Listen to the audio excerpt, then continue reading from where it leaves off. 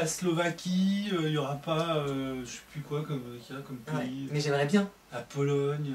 Moi j'aimerais bien que la Slovaquie, ils ont fait un super Slovénie. Slovaquie, ils ont fait des super. Il y a la Slovaquie aussi. Ouais, mais tous les deux, Slovénie et Slovaquie. Ah, il y a les deux. Ils ont fait deux super, ils sont terminés premier et deuxième. Et Ouais. ils ont fait un très beau parcours. Tu vois, la Slovénie, ils ont une super équipe de basket. Ah ouais. Pas la Slovaquie. La Slovénie a une très bonne équipe de basket. Ouais. Cette année là. Depuis toujours. Ok. Parce que ça pourrait m'aider s'ils avaient une super équipe de basket en ce moment. Ça serait une émulation supplémentaire. Ah bah ils ont une super équipe de basket tout le temps. Ils ont plein de joueurs en NBA. Enfin, ils sont très très forts les Slovènes de basket. Très bizarre, c'est goût la Slovénie. C'est un Europe de l'Est. Ah bah c'est l'ex-Yougoslavie. L'ex-Yougoslavie, c'est ça? Ouais, bien sûr. C'est un des pays de l'ex-Yougoslavie. La Yougoslavie n'était pas bonne au foot pourtant avant. Oh si. Moi je trouve. Si. T'avais Attends, on fait à côté. T'avais la Tchécoslovaquie qui était très bonne. Oh, mais la Hongrie était très bonne. 78. Moi quand je joue au foot, non, attends. La Yougoslavie, ils étaient forts. Ils étaient un peu inconstants, donc ils étaient voilà. Mais ils ont été feux. Ils ont pu être forts selon les compètes. Ils étaient en finale non, ils ont même gagné. Non. Ils n'ont jamais gagné une Coupe du Monde. Ils n'ont jamais été en finale de Coupe du Monde. Oui, mais ils ont gagné un championnat d'Europe. Peut-être, je connais 76. pas. Ah non, c'est la Tchécoslovaquie. Je connais pas. C'était en Yougoslavie, ouais, pardon. Et ils ont, je crois qu'ils n'ont jamais gagné. Ouais. Et ils ont. Moi, j'étais étonné parce que j'entendais au PSG, il y avait un mec qui s'appelait Suzik. Il y avait le gardien de Saint-Etienne, Turkovic, qui est, je crois, yougoslave. Ouais. Et ils alimentaient plein de très bons joueurs. Mais l'équipe nationale, quand je joue au foot, mais bon, après, peut-être qu'il n'y avait pas une bonne entente entre les mecs qui venaient des différents pays, j'en sais rien. Mais si, ils étaient forts quand même, les Yougos. Bah, là, c'est quoi maintenant? C'est la Slovénie? Qu'est-ce que c'est devenu là? Slovénie, Croatie, Serbie, super bonne. Macédoine, Kosovo. Et il n'y a plus de Yougoslavie du tout? T'as pas de ex-Yougoslavie, un pays ex-Yougoslavie au foot? Non. Ça a disparu. Ça a disparu, ok. La Croatie, le pays qui gardait le terme de Yougoslavie au départ, c'était la Serbie. Maintenant, elle s'appelle Serbie. Ok. Serbie et Herzégovine ou pas? Non, Bosnie. C'est encore un autre. Bosnie et Herzégovine. Oh là là. Avant, tu avais Serbie, Monténégro, maintenant, c'est deux pays différents. Ah, ça s'est complètement limité. Serbie, quoi, maintenant. Que la Serbie. Ok. Voilà, donc ça fait 10. Alors, hop, une fiche supplémentaire. On avance. Alors, là, j'ai quoi? On va parler du coup de boule de Zidane. Ah non, on va parler de ça. Les gens aiment Lyon, Marseille, Bordeaux et Paris. Alors, c'est les villes les plus riches de France. Vas-y. Et ça pose un problème. Les villes les plus riches de France sont les villes les plus fortes de France. Et en même temps, les gens, ils ont un discours d'égalité, liberté, fraternité, en parfaite contradiction. La justice, quand on fait du droit, le premier truc qu'on nous apprend, c'est que la justice doit d'abord aider les faibles. Et on pourra s'attendre que la justice est le nom du droit, c'est le pouvoir, la droite et tout ça. Et pourtant, c'est la première règle qu'on donne aux étudiants. C'est le premier cours. Là, on est aux antipodes. Tous les jeunes vont toujours chercher, à choisir le gagnant, et c'est les villes les plus riches. Moi, c'est un truc, quand j'étais jeune, moi c'était hyper sensible à ça, ça me gênait déjà. Pourtant, j'avais pas du tout de conscience philosophique. Et je trouve ça stupéfiant bien plus aujourd'hui que hier. C'est-à-dire que là, on voit vraiment les grands clubs, les villes riches mettent plein d'argent dans le foot, ont des budgets importants et réussissent assez bien. La PSG se vautre et je suis très content quand ces clubs riches perdent. Je suis super content. Est-ce que c'est vraiment les plus riches maintenant en France? Globalement. Comme Bordeaux, à mon avis, est plus riche que Paris. Mais enfin, c'est une grande ville aussi. C'est une petite ville par rapport à Paris, c'est une grande ville, oui. C'est une petite ville par rapport à Paris, mais Bordeaux est super fort. Ils gagnent de l'argent, mais ils sont super forts. Là, ils sont premiers depuis 2 ans. Donc là, ils ont les caisses, je suis sûr qu'ils sont plus riches que PSG en ce moment. Il n'empêche que Bordeaux fait partie justement des plus grosses villes. T'as Paris, Lyon, Marseille, Bordeaux. Tu les retrouves tout le temps. Lille, c'est la 5e. Et Lille est très forte. Et tu retrouves ces... C'est pas tout le temps, enfin, je veux dire... Globalement, moi je trouve ça écœurant. Globalement, si tu fais l'histoire, c'est comme ça que ça se passe. Et ça, c'est... et les personnes, les gens, les jeunes ou plus jeunes, vont choisir en sachant... Moi, je trouve ça ablexe. Enfin, je trouve ça fou. Que, tu vois, c'est l'opposé de la Slovénie, tu me disais. Et alors, ça tu vas voir la Grèce, la Slovénie, c'est des petits... C'est super, c'est pour ça que je trouve ça fascinant à creuser. Que le monde est pourri justement là. Là il y a quelque chose qui fait que la loi du plus fort, c'est le plus riche qui gagne. Là c'est le crime fait.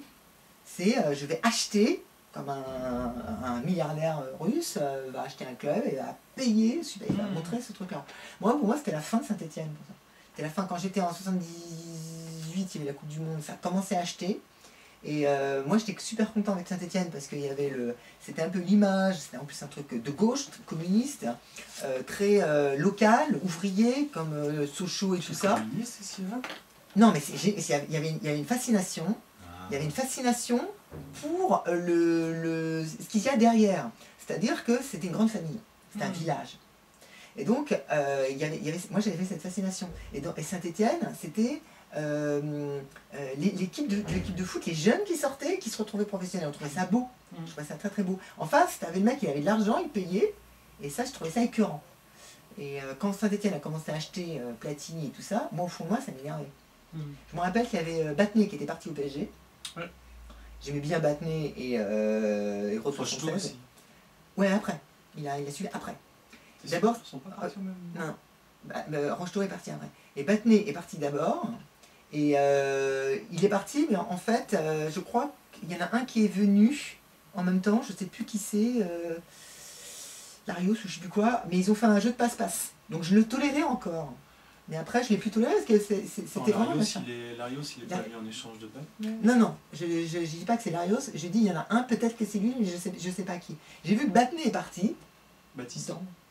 Après. Baptiston, c'est après. Ça, c'est bien après.